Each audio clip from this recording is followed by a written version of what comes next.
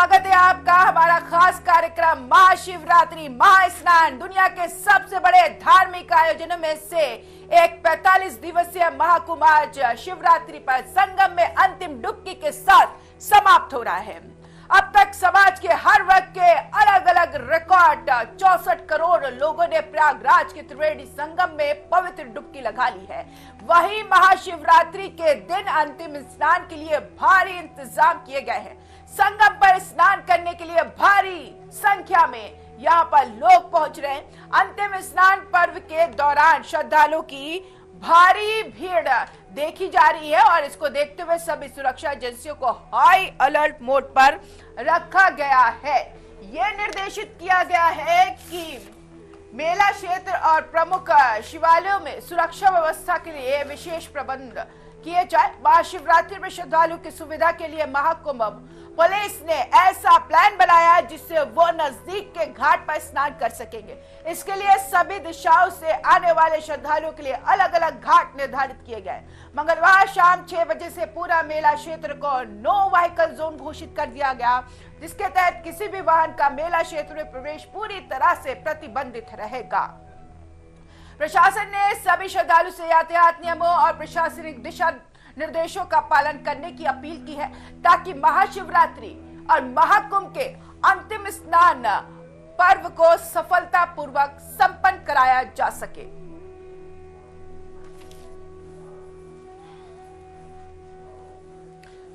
संगम स्नान आखिरी दिन और खास मौका महाशिवरात्रि, भक्तों में खासा उत्साह। अलग अलग जगहों से अलग अलग तस्वीरें जो अट्रैक्ट कर रही है। पूरे देश में महाशिवरात्रि हिंदू धर्म के लोग मना रहे हैं। श्रद्धालु पर पुष्प की वर्षा भी आज के खास मौके पर संगम पर जन सैलाब उमड़ा हुआ है। महाशिवरात्रि में भारी भीड़ शिव मंदिर में देखी जा रही है और प्रशासन की तरफ से पुख्ता इंतजाम।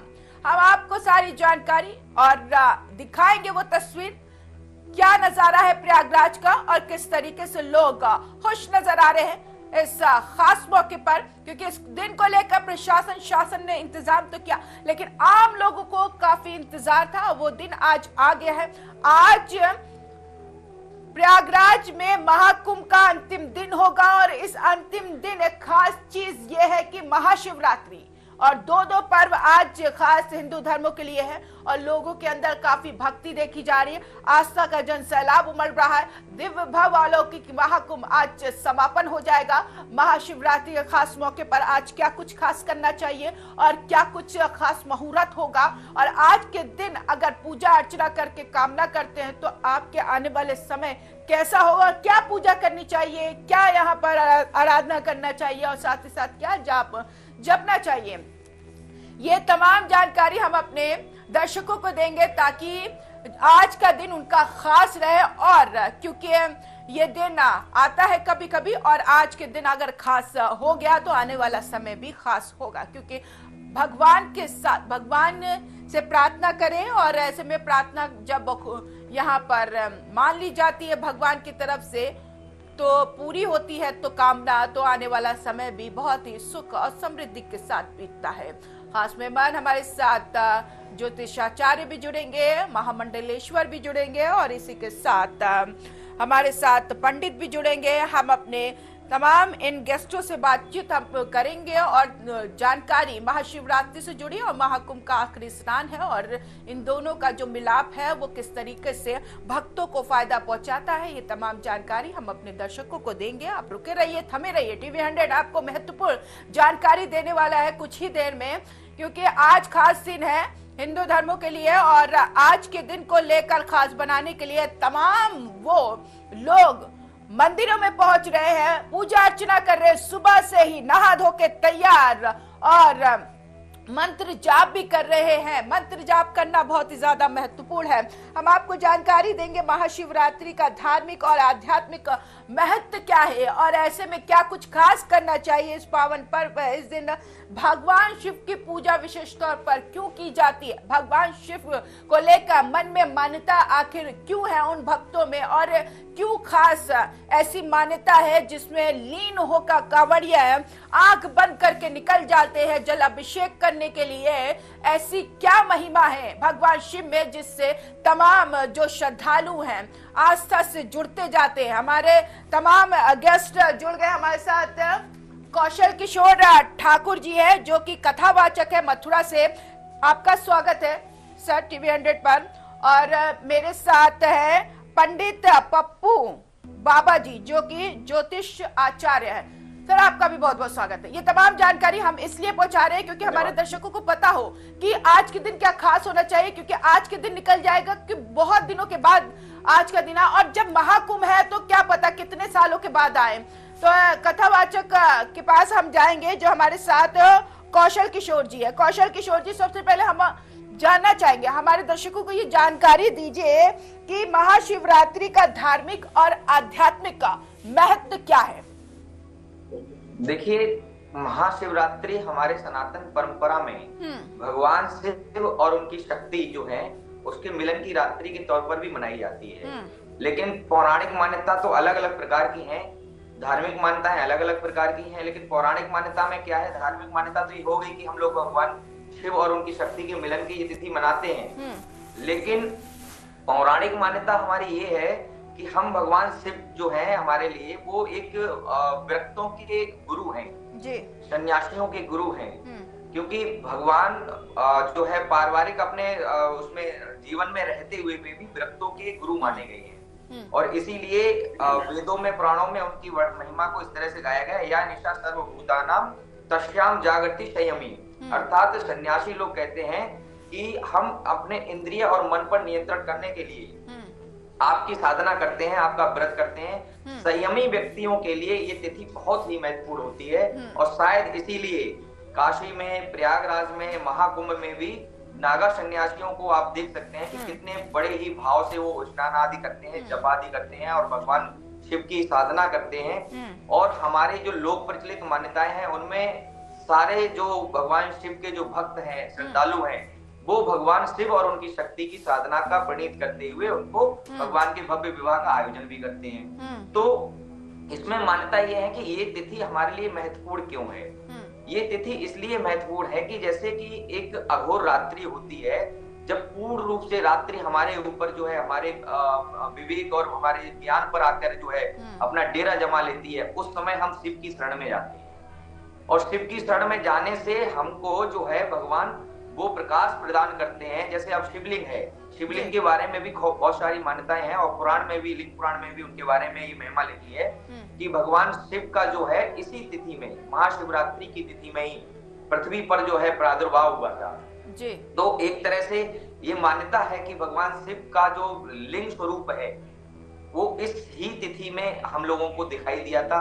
इस पृथ्वी, इस धरातल पर भगवान नारायण और ब्रह्मा जी के द्वारा ये जो है देखा गया था सर्वप्रथम पहली बार। लेकिन इसका आदि है ना अंत है, क्योंकि ब्रह्मा जी ने हंस स्वरूप में जाके इसके और छोर को देखा लेकिन नहीं देख पाए। तो ये तिथि हमारे लिए इसलिए महत्वपूर्ण है क्योंकि हम ज्ञान के प्रकाश में जाने की जगह हम जब अंधकार हमारे ऊपर छा जाता है तब हम शिव की शरण में जाते हैं। और शिव वो प्रकाश है जो हमको ज्ञान का जो है उजाला प्रदान करता है, इसलिए बहुत महत्वपूर्ण तिथि है। और महाकुंभ की तो आपको पता ही है कि महाकुंभ की क्या महिमा। आज की तिथि में सुबह प्रातः जो प्रातः स्नान बेला में वहां पर लोगों ने लगभग मुझे लगता है 25 लाख लोगों ने, जहां तक मुझे जानकारी है 25 लाख लोगों ने ब्रह्म मुहूर्त में अमृत बेला में स्नान कर लिया है वहां पे। ठीक है, स्नान से जुड़ी भी, क्योंकि आज महाकुंभ का समापन है और इस समापन के मौके पर महाशिवरात्रि एक चार चांद लगा रही है। इसको भी लेकर हम आपसे सवाल करेंगे, लेकिन हमारे साथ ज्योतिष आचार्य जी भी हैं, हम उनसे भी सवाल कर लेते हैं। क्योंकि कुछ दर्शक ऐसे हैं कि भविष्य के हिसाब से आज का दिन कैसा होगा, क्या कुछ मंत्र जाप करना चाहिए। पंडित पप्पू बाबा जी, आपसे सवाल है कि इस साल महाशिवरात्रि की पूजा का शुभ मुहूर्त क्या है।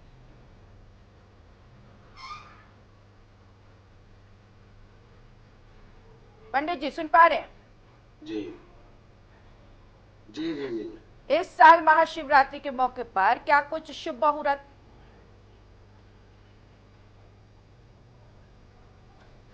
पंडित जी आपको आवाज मिली? जी ज्योतिष आचार्य जी। जी बिल्कुल।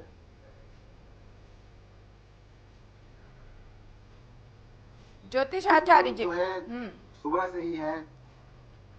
जी जी जी, सुन रहे हैं, आपका बात सुन जी रहे जी हैं। जी जी जी। इस वक्त महाशिवरात्रि का शुभ मुहूर्त जो है ब्रह्म लीला के अनुसार से ही सुबह से ही दिन भर और रात भर का है। ठीक ना। शास्त्रों के अनुसार महाशिवरात्रि के दिन भगवान शिव पहली बार प्रकट हुए थे। वही विशाल अग्नि स्तंभ के रूप में आए थे, जिसका कोई आदि और अंत नहीं था।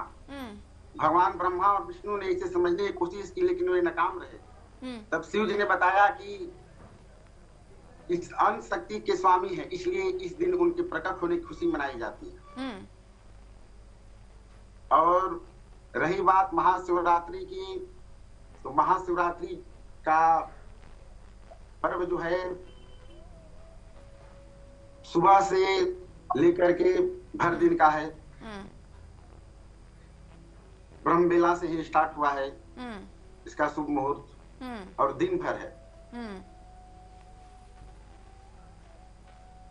ठीक है, ठीक है। ज्योतिष आचार्य जी, मैं आपके पास आऊंगी। कौशल किशोर जी, चूंकि आप महाकुंभ की बात कर रहे थे, आज 45 दिवसीय महाकुंभ का समापन है, इस मौके पर महाशिवरात्रि। मैं आपसे ये जानना चाहूंगी कि इस दिन भगवान शिव की पूजा कैसे करें और खास बने, और विशेष तौर पर भगवान शिव की पूजा इस खास मौके पर क्यों की जाती है? आप हमारे दर्शकों को जानकारी दें।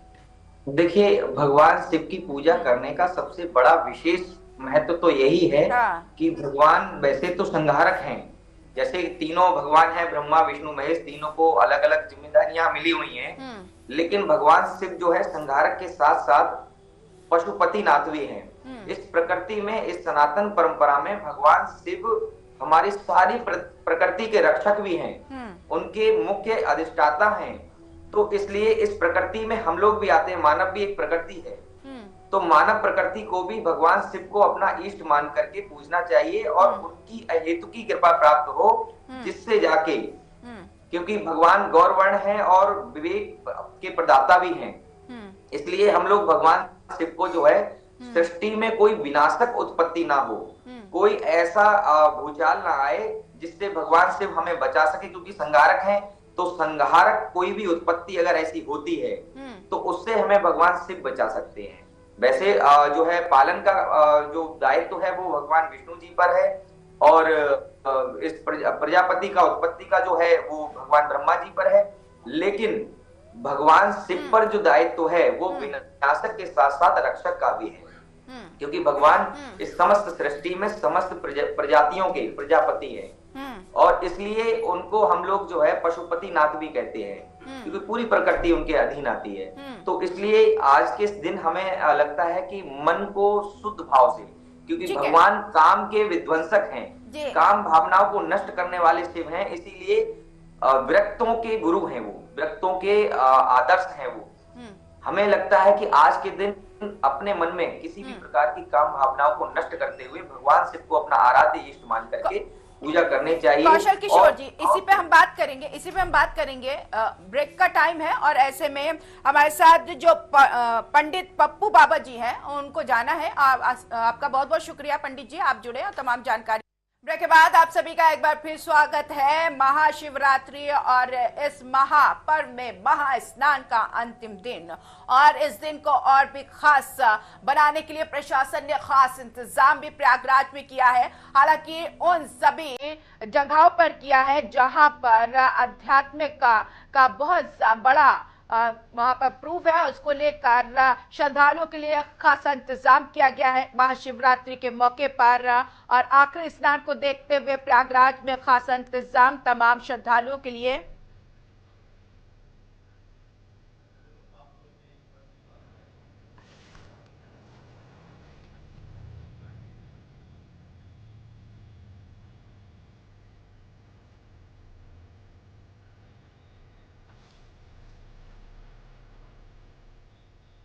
और इसी बीच जो फोनर्स हैं उन्होंने शिव वंदना गाई है, और किस तरीके से गाई है हम अपने दर्शकों को सुनाते हैं।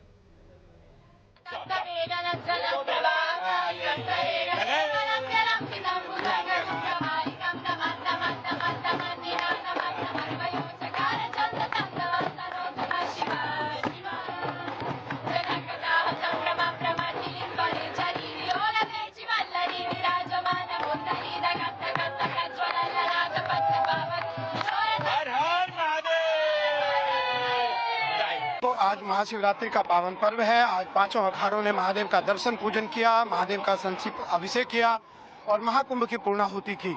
आज हम सब काशी के इस पावन नगरी में हैं, भगवान शिव के चरणों में हैं और आज कुंभ की पूर्णाहुति हुई महादेव की कृपा से, महादेव के आशीर्वाद से। आज भगवान महाशिव का दिन और इस मौके पर तमाम भक्तों में खासा उत्साह देखा जा रहा है क्योंकि महाकुंभ चल रहा है और इस खास मौके पर देश विदेश से पहुंचे वहां पर लोग, संगम में लोग काफी भक्तमय दिखाई दे रहे हैं। फॉरेनर्स के शिव वंदना भी आपने सुनी, किस तरीके से खुशी खुशी वो वंदना सुनाते हुए नजर आ रहे हैं। काफी आस्था अपने दिलों में समेटे हुए वहां पर पहुंचे हुए हैं। आखिरी महाकुंभ का स्नान है और इस खास मौके पर हर कोई महाकुंभ पहुंचना चाह रहा है और चूंकि महाशिवरात्रि है और इस खास मौके को और भी खास बनाने के लिए तमाम भक्त शिव मंदिर पहुंचकर पूजा अर्चना कर रहे हैं। अपने दिन की शुरुआत पूजा अर्चना के साथ, जल अभिषेक करने के साथ कर रहे हैं ताकि उनका दिन बहुत ही ज्यादा शुभ हो और ऐसे में मंत्रोच्चार भी करते हुए नजर आ रहे हैं क्योंकि आज के दिन जो भी अच्छा काम करेगा, चाहे माला जपेगा या मंत्रोच्चारण को करेगा तो खास पुण्य प्राप्त होगा और यही वजह है कि ये तमाम चीजें तमाम श्रद्धालु अपने आस्था को दिलों में समेटे हुए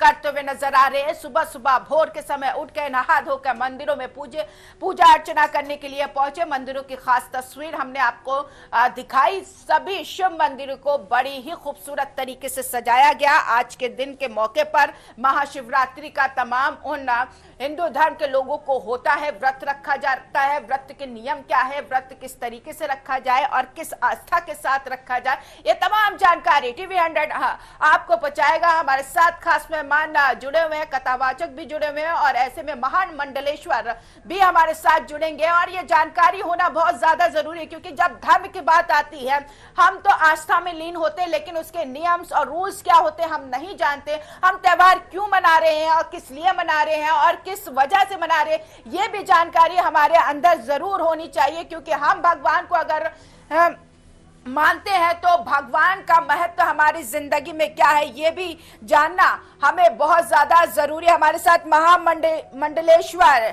शैलेशा नंद जी महाराज जो कि प्रयागराज से जुड़ गए हैं, आपका बहुत बहुत स्वागत है महामंडलेश्वर जी टीवी 100 में।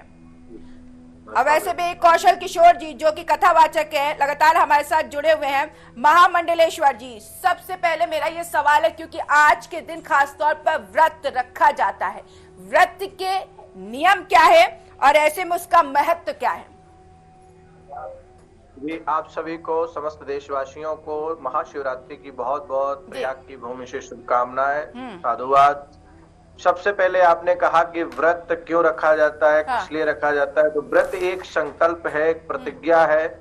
ऐसी प्रतिज्ञा जो नित्य प्रति की दिनचर्या में हम लोग जो कार्य करते हैं उनसे एक अलग व्यवस्था, एक अलग विधि, एक अलग विधान जो आज के दिन महादेव की उपासना से प्रारंभ हो करके समस्त शिव परिवार की पूजन करते हुए अपनी दिनचर्या को प्रारंभ करना चाहिए। और विशेष रूप से उपवास जिसे कहते हैं, उपवास का तात्पर्य उपसमीपे वासः, जिसका वास यानी कि आज महादेव के पास बैठ करके जितना हो सके भजन, चार पहर की जो हमारे यहाँ पूजा बताई गई है महादेव की, वह अभिषेक करें, अपना आज का दिन प्रारंभ करें। कैसे?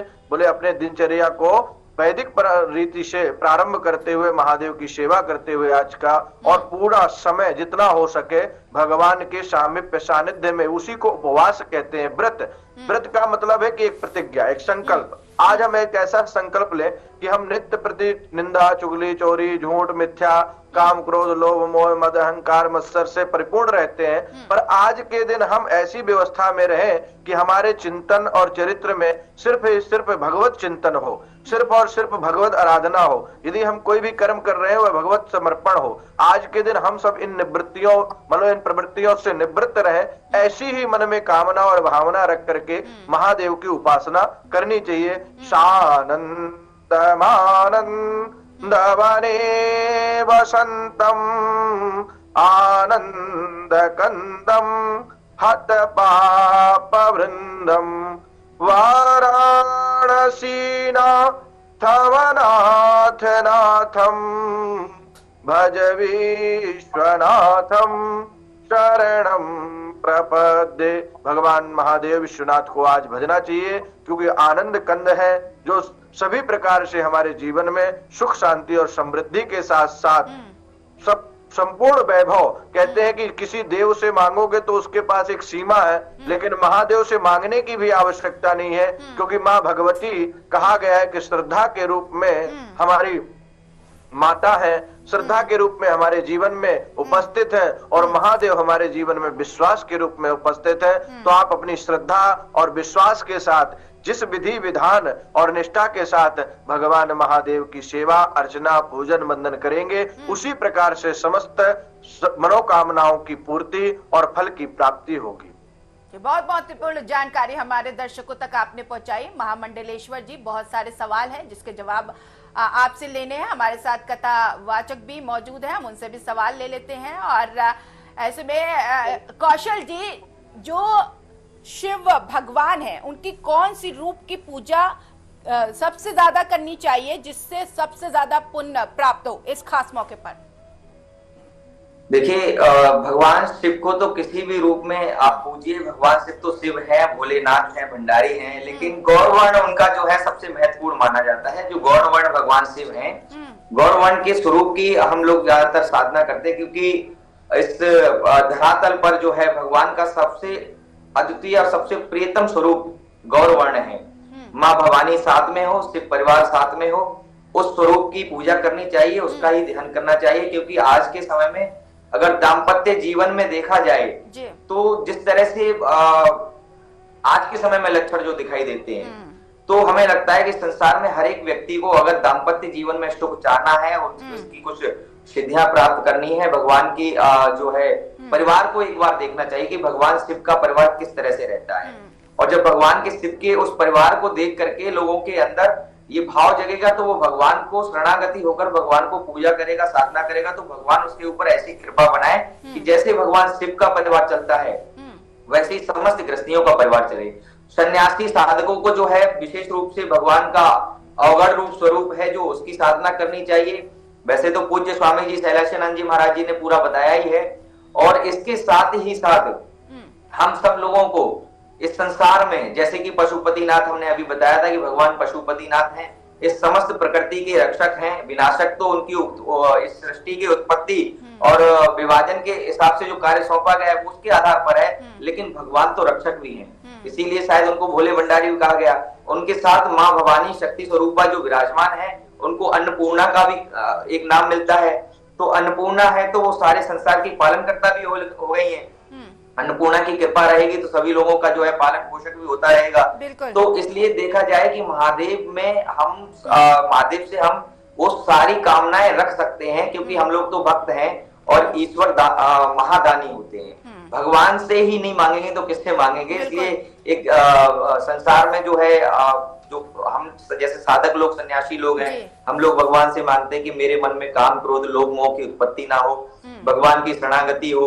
ऐसे ही ग्रस्त परिवार हैं, वो अपने परिवार के कल्याण की भावना से जो है उनसे कुछ मांगते हैं, है ना। पूज्य स्वामी जी ने अभी जैसे कहा कि व्रत के विषय में आपने बहुत अच्छा बताया। मैं आपको कोटि कोटि साधुवाद दूंगा कि प्रभु जी आपने जो बताया वो बहुत महत्वपूर्ण है। हम लोगों के अंदर एक बहुत मिथ्यात्मक भ्रम है कि व्रत का अर्थात केवल भोजन का त्याग करना ही व्रत है। भोजन का त्याग करना व्रत नहीं है, बुराइयों का त्याग करना। जैसे कि स्वामी जी ने बताया ना कि काम क्रोध लोभ मोह अभिमान जैसे जो हमारी वृत्तियां हमारे मन में पनप रही है ना, इनका निग्रह करना, इनसे छुटकारा पाना, ये सबसे बड़ा व्रत है। और आज की तिथि में हम लोग बिल्कुल कौशल जी, मन से बुराई हटेगी तो तभी तो भगवान से डायरेक्ट जुड़ा जाएगा।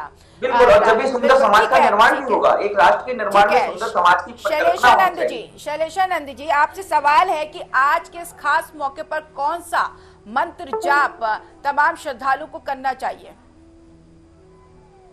जी बिल्कुल, सभी वैसे तो हमारे समस्त भारत भूमि क्या विश्व ही हमारे महादेव के मंत्र से परिचित है। और पंच तत्व, पंचेंद्रिय, पंच ज्ञानेन्द्रिय, पंच कर्मेंद्रियों के साथ पंच महाभूतों से बना यह शरीर, इसलिए भगवान महादेव सदाशिव का एक ही मंत्र है, पंचाक्षरी मंत्र का जाप करना चाहिए। और जो पंचाक्षरी मंत्र का जाप करता है वह, हमारा ऐसा मानना और शास्त्रों में ऐसा वर्णित है कि वह भगवान शिव के महादेव के लोक को प्राप्त करता है। इसलिए पंचाक्षरी मंत्र ओम नमः शिवाय, जो हमारे सन्यासी यति वृंद संत वृंद हैं उन्हें ओम नमः शिवाय जपना चाहिए। और समस्त सदगृहस्थों को जो गृहस्थ जीवन का यापन कर रहे हैं उन्हें सिर्फ और सिर्फ नमः शिवाय जपना चाहिए। इसलिए क्योंकि प्रणव का अधिकार यति वृंद सन्यासियों को संतों को है और गृहस्थियों को सिर्फ नमः शिवाय के नाम का जप करना चाहिए, यही सर्वश्रेष्ठ मंत्र है। कहा गया है। शैलेशानंद जी, वक्त का अभाव है, आपने बहुत महत्वपूर्ण जानकारी दी हमारे दर्शकों को, बहुत बहुत शुक्रिया। क्या कुछ मंत्र जाप करना चाहिए ये भी जानकारी दी, और व्रत का क्या कुछ महत्व है, और कौशल किशोर ने भी हमारे दर्शकों को महाशिवरात्रि से जुड़ी बहुत जानकारी दी। बहुत बहुत शुक्रिया कौशल किशोर जी, आपका भी। महामंडलेश्वर जी, आपका भी बहुत बहुत शुक्रिया। तो ये महाशिवरात्रि की महा कवरेज आपने देखी है और महत्वपूर्ण जानकारी टीवी 100 ने आप तक पहुंचाई, और ऐसे में कैसे और किस तरीके से दिन की शुरुआत करें और इस दिन को किस तरीके से गुजारें ताकि पूरी तरीके से पुण्य की प्राप्ति हो। फिलहाल इस खास प्रोग्राम में इतना ही। आप बने रहिए टीवी 100 के साथ। नमस्कार।